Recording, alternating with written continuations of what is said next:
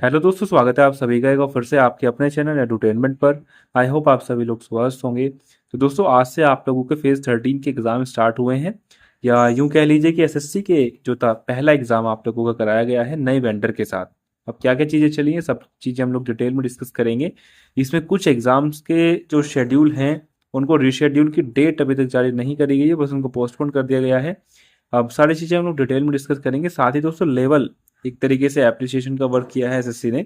अब जिसने भी एग्जाम के जो क्वेश्चन सेट करे हैं, उसने जो लेवल है वो बहुत अच्छे तरीके से मेंटेन करा है। अब ये सारी चीज़ें मैं आप लोगों को इस वीडियो में दिखाऊंगा अभी क्या क्या चीज़ें आप लोगों के लिए चलाई गई हैं। टॉपिक के बारे में बात करेंगे कि कोई नया टॉपिक तो ऐड नहीं कर दिया है, जैसे कि आप लोगों का नया ये वेंडर आया है तो कुछ नया इन्होंने टॉपिक ऐड कर दिया हो, ऐसी कोई चीज़ें हुई हो, वो सारी चीज़ें भी हम लोग डिस्कस करेंगे। तो इस वीडियो को आप सभी लोग लास्ट तक देखिएगा। चलिए दोस्तों, स्टार्ट करते हैं।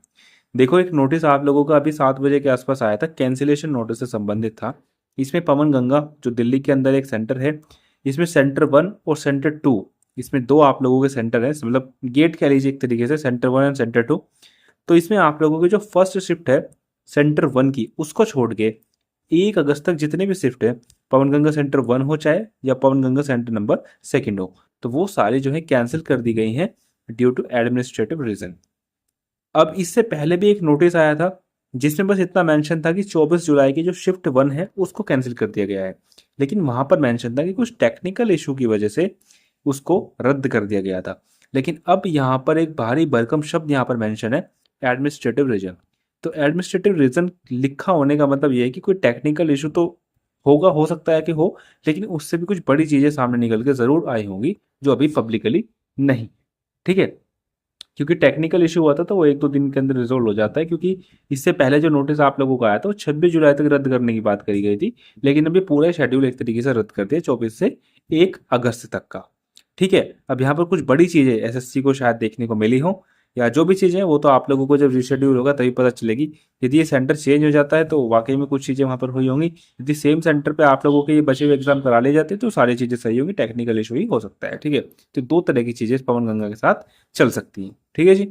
अब बात करते हैं आप लोगों के एग्जामिनेशन कैलेंडर को लेकर के, क्या सॉरी सॉरी आपके एग्जाम लेवल को बात करेंगे। देखो, एग्जाम लेवल की बात करते हैं तो जैसे ही हमारे पास जो है 10th लेवल की एक तरीके से रुझान एक तरीके से बोल सकते हैं, तो सबने बोला कि जो क्वेश्चन पेपर है वो बहुत ज़्यादा इजी है, बहुत ज़्यादा इजियर लेवल है ना।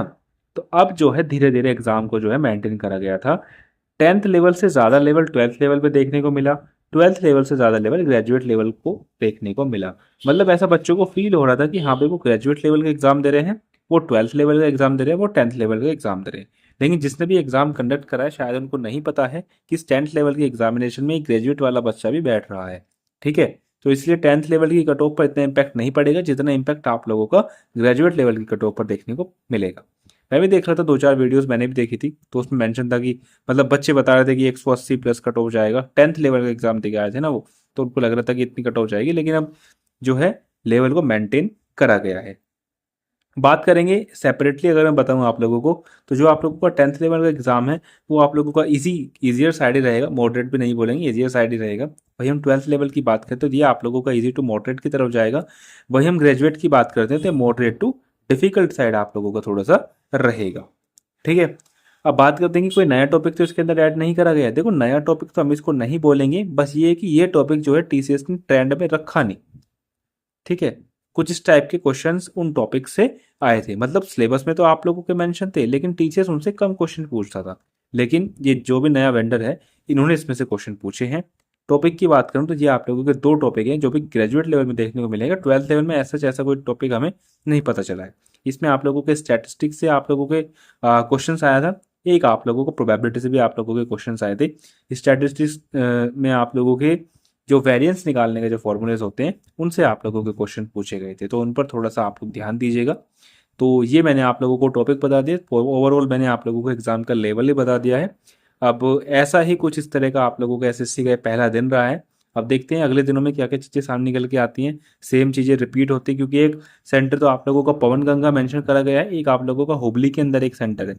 ठीक है, अब इनकी एग्जाम डेट क्या रहेंगी, बच्चों के कैंडिडेट के जो मोबाइल नंबर पर है क्या चीज़ें आती हैं, कौन सी डेट आती है, क्योंकि ये तो 1 अगस्त तक का शेड्यूल कर दिया गया है ना।